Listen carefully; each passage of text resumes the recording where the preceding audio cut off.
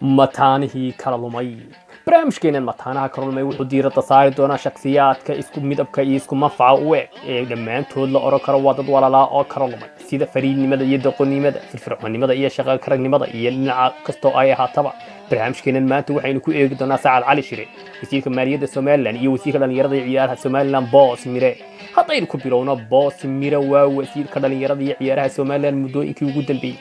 Boos Mire wuxuu ka soo jeedaa gobolka Sanaag waana wasiir la oran karo waa wasiir aan haddii afka gacanta laga geliyo aan ku qaniinaynin kuwan oo oranayo walaaliga saariyeen aan ku qaniinaynin taa waxa uu dheer waa wasiirka kaliya ee 5 daqiiqo laba jeer qosla laba jeer hindis laba jeerna daaca inta badan ku looda goobaha lagu wada hadlayo ee shirarku ka socdaan Boos Mire mararka qaarkood markuu doonayo inuu u faano ama uu doonayo inuu sheego wuxuu yahay wuxuu u hadlaa sidii nin markasta iyo meel kasta uu joogaba ahaa jiray shakhsiyaadkii ugu caansanaa Soomaalida sidan baan u hadlaa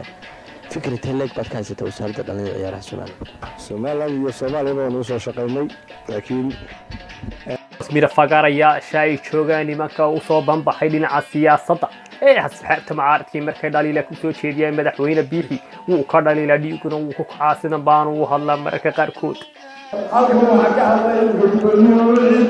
taariikhda ka aqbalay wadankan isagoo rag u baahan oo u baahan in loo dagaalamo raggii uu soo dagaalamay way joogaan Faysal wuu ka weynaa Faysal maalinta muxuu ahaa bal isweydiiya maalinta Faysal wuxuu ahaa wuxuu ahaa kii ku dagaalamay kii kula dagaalamay wuu ahaa maanta wadanku halkuu kumaadana raggii uu dagaalamay oo dagaalamay annagu halkan aan joognaa aniga beriyeedii ay ku jiraan Faysal xaguu joogo ma kuwa nagu soo rindiya wuu ahaa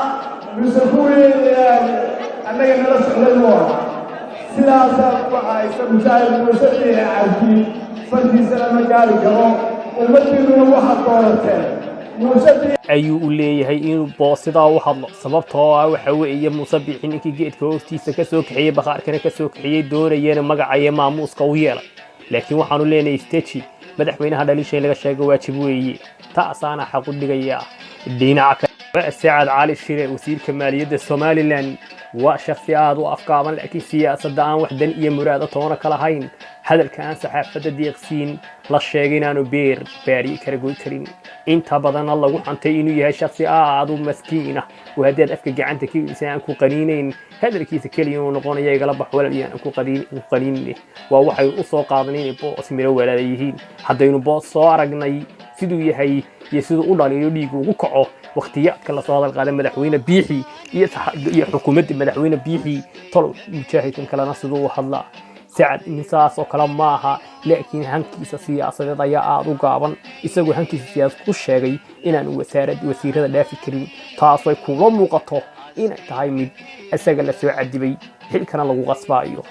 Saacad waa nin aad u afkaaban oo miskiin ah oo ilkaha saraxaan tilmeeyeen haddaanan kaasira ku ooli lahayn tartan loo geeyay sida loo cuni lahaa balayno Saacad oo ka hadlaya hankiisa siyaasadeed iyo himiladiisa waa kan wasiirka dilkii waxaa la magacaabay toddobaad ka hor weli cid sifa qabiil ku wada socoto guriga igu timi oo igu tahaniyadaysay ma jirto anuu leeyihiin nin hunguri ka hayo hantida qaranka uma baahin anuu leeyihiin nin leh hami siyaasadeed oo sare oo doonaya xilkan inuu ka dhigto sallaan Saacad way ku dhibayaan ilaahay waxaan kaaga baryaynaa inuu jannada ku geeyo adiga iyo saaxiibkaaga Boos Miraba waxay maanta ku soo gabagabeynaa barnaamijkii intaas waxaynu leenahay walaalaha karalumayo ilaahay corona hayni ka qabto corona Allah idin ka badbaadiyo masaakiin baatiinka Israa'iil ay xaraatinmay barnaamijkii dadku dhayay qiyaas TV ayaa la socodsiinay waxaynu leenahay haddii mar labaad iyo mar saddexaad wax la ku cusubtay subscribe noo sar haddana subscribe noo sarna qodobadiga ku yeelasay nabadgelyo ciao ciao aad iyo aad baynu ku mahadcelinayaa